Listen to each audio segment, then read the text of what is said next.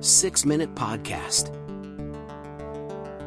Business, study, life. Buckle up, because today we're taking a deep dive into some seriously thought-provoking stuff. Ooh, yeah, I love this stuff. We're talking The Fable of the Bees by Bernard Mandeville. Classic. A book that kind of throws a wrench in conventional morality. Right. It argues that all those vices, the things we're told are bad. Grant, lust, pride, that kind of thing. Exactly. Yeah. Well, Mandeville says they might actually be essential. Yeah, keeping society functioning. Like the oil in the engine. It's a wild concept, right? It is wild. So Yeah. to help us unpack this, we have a fantastic expert on the show today. Well, thank you. I'm excited to be here. So let's jump right in. Let's do it. Mandeville argues that vices, things we usually consider negative, Right. can actually have some positive consequences. Totally unintended, but yeah, positive. It's almost like a paradox. It is. It's like flipping morality on its head. Okay, so give me a concrete example. Okay, let's take greed, for example. Okay. Mandeville argues that this desire for wealth, this greed... It pushes people to innovate. Makes sense. To create new things, new products, new services. Like build businesses. Exactly. And this competition that comes from that, everyone wants to be at the top. Right. That can actually lead to economic growth. So it benefits everybody in a way. Yeah, that's the idea. Interesting.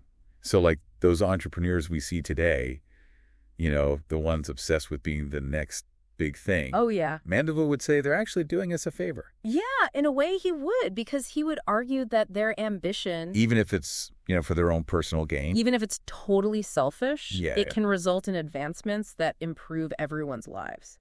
Like what kind of advancements? Well, think about the Industrial Revolution. Okay, yeah. So many inventions from that era came from people just wanting to make money. Right. But those inventions, they changed society completely. Transformed it.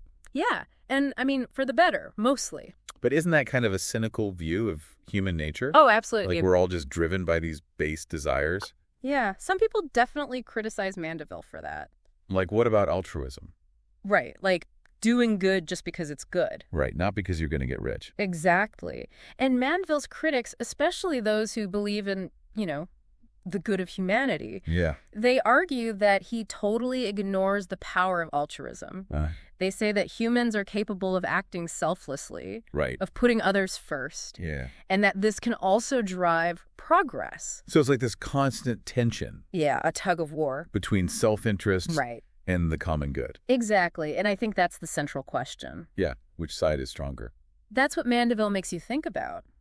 He doesn't give us an easy answer, does he? No, not at all. And he's not saying we should just let our vices run wild, Right. embrace the chaos, Yeah. It's more like he's presenting this thought experiment, Okay. using satire to make us examine our own beliefs about morality. Like a social caricature almost. Exactly. He wants us to see the complexities of human behavior. So how does he actually use satire in the book? Well, the most obvious way is that he portrays society as this hive of bees, Okay, I've heard about this. where everyone is just buzzing around pursuing their own selfish desires. Right. But here's the thing. It's precisely this pursuit of individual vices Right. that creates this thriving and prosperous hive. Interesting. So it's like this unintended consequence. Yeah, he even goes as far as to say that a society full of completely virtuous people, Oh, wow. totally selfless. Like saints? Yeah. Basically, they would be stagnant and unproductive. Because there's no drive. No drive, no ambition, no innovation. So it's not about good versus evil then. It's not that simple. It's more about these unintended consequences. Exactly like things we think are bad, Right. actually having positive ripple effects. I see. So Mandeville's challenging us to think beyond these simple categories. He's pushing us to see the interconnectedness of everything, How individual actions even the ones driven by vice. can contribute to something bigger. Yeah, to the greater good. Wow. So if Mandeville was alive today, like walking through Silicon Valley or Wall Street, Ooh, good question. what would he say about the vices driving our modern world? Oh, man, that's the million-dollar question. Yeah. I think he'd be fascinated by how ambition, Yeah. the desire for status, Mm-hmm. the constant pursuit of innovation, Yeah. all things that could be seen as vices, Yeah. are shaping our technology, our economy, even our relationships. I mean, it makes you wonder, are we really that different from that hive of bees he described? Yeah, centuries ago, right? Yeah. Are our motivations even the less noble ones? Yeah. Still weaving the fabric of society. It's definitely something to think about. It is, and that's what I love about The Fable of the Bees. Yeah. It's a book that stays with you It makes you think. long after you finish reading it.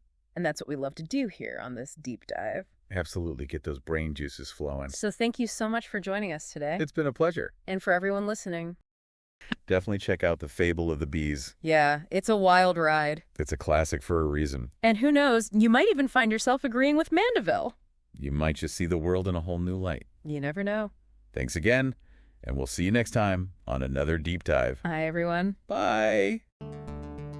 6-Minute Podcast. Business, study, life.